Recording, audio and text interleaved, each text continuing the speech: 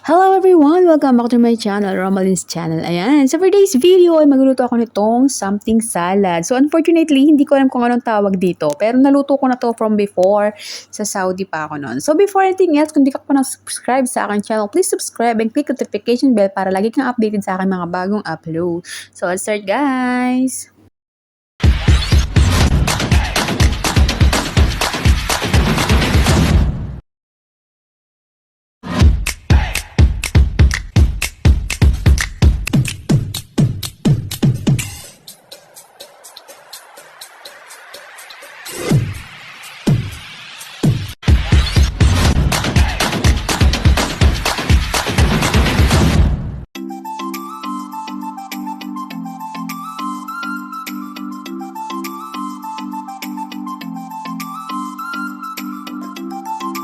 Ayan guys, so para sa ating gagawin salad, ito yung ating mga gagamitin na ingredients. So I have here cucumber, tomato, potato, onion, lettuce, olive, ayan. So meron dito ang yogurt and Lebanese bread.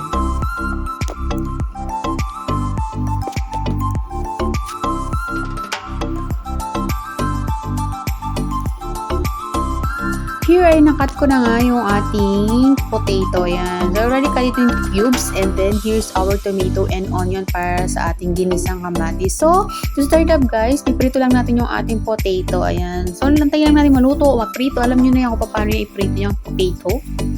And then after that, set aside natin siya. Kasi next naman natin yung ating charan! Ayan. So ginunting ko to talaga. Ginunting ko itong Lebanese bread.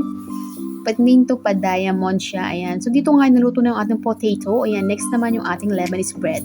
So, the same na pa na ginamit ko ay piprito ko lang to sa low fire. Kasi pagka malakas yung apoy natin guys, ay matusunog to. Hindi siya magiging brown. Ayan. So, magiging black siya pagka nasunog siya guys. So, ayan. So, medyo low fire lang yung gamit natin. Then, charan! Ayan. So, medyo na nga nasunog na nga yan. So, ayan. Na-follow by the tomato. Ayan. So, gigisa lang natin siya. Para lang tayo nagluluto ng ginisang kamatis, guys. So, yun na nga yung literal. Ayan. So, the same pan pa rin yung ginamit ko. Huwag nyo nang pansinin kung medyo nangitim lang yan. Kasi ako lang naman kakain yan. Ayan. So, lagay ko yung sibuyas. And then, right after yung sibuyas, guys, and lagay natin yung ating tomato. Ayan. So, gisa-gisa lang tayo, guys. Alam niyo na kung paano magluto ng ginisang kamatis. Yung masarap yan pagka may itlog. And then, pritong isda. Sana all. Ayan. So, add lang natin ng salt and then black pepper.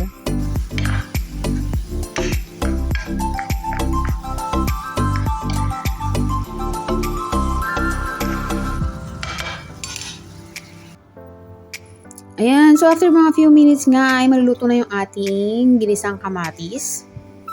So, masarap tong salad na to, guys. So, yung first time ako makatikim nito, syempre, masarap na talaga kasi alam mo yung lasa ng ginisang kamatis, tapos may mga ganyan-ganyan pa. So, masarap to kasi pagka may talong and then chickpeas ka, so wala tayo dito. So, hindi ko may lalagay dito sa dish na to.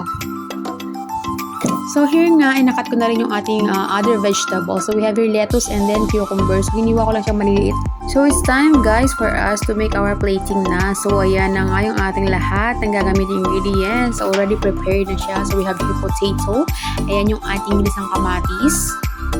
Yung ating cucumber and lettuce. Ayan. So, we have here yogurt. Ayan. So, lalagay lang natin siya ng full na yogurt. So, hindi na ako naglagay ng iba pang ingredients para dun sa yogurt. Ayan. So, at sa ating plate, lagay lang natin sa base natin yung ating potato. Ayan. So, pwede rin kayo maglagay ng eggplant sana. Kaya lang wala akong nabili.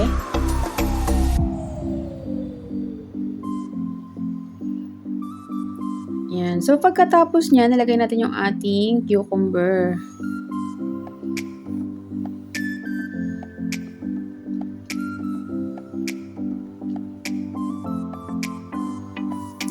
So, right after natin malagay ng ating cucumber, lagay naman natin yung ating ginisang kamatis na. Ayan. So, lagay lang natin siya, guys. So, spread lang natin yan.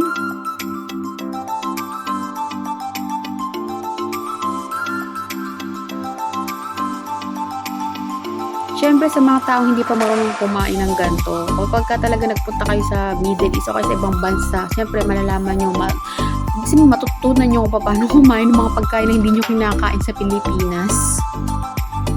Yan. So, pagkatapos nyan guys, ilagay natin yung ating, ayan, lettuce.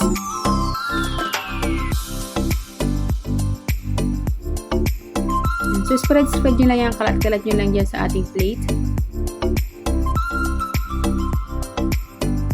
Ayan. So, next yung ating yogurt. So, ikakalat lang din natin yan sa ibabaw. So, sa iba talaga, meron talaga iba pang nilalagay dyan sa yogurt na yan. So, yan yung sauce, pinaka-sauce nung salad. Pero, hindi na ako naglagay.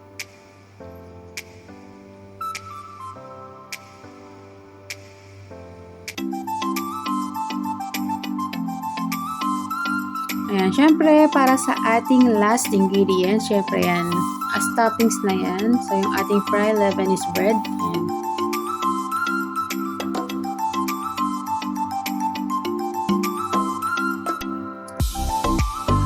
Spread nyo lang sa ibabaw.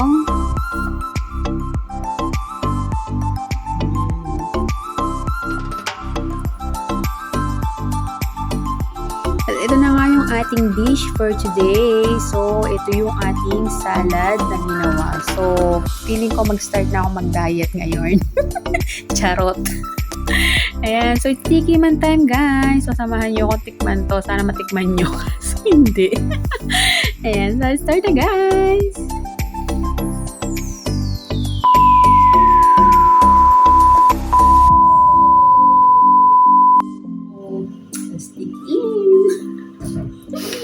So, medyo diet muna tayo ngayon. Diet for 5.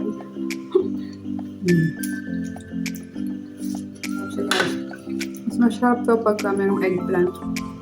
Kaya nakalimutan kong bumili. Kasi nagluto pa ako nito sa way back 2014. 2014 sa Saudi pa ako nito.